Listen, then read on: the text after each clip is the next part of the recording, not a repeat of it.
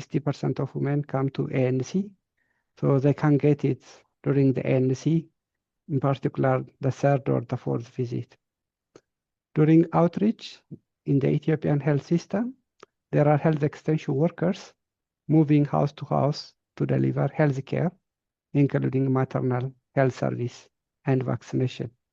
So once this is put in plan, in the routine, then there is a possibility that women could get the vaccine at home also.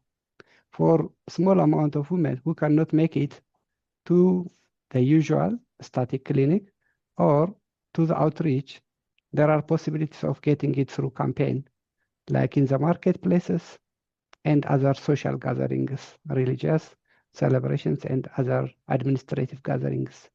So there is a potential to introduce the vaccine in Ethiopian health system with proper planning.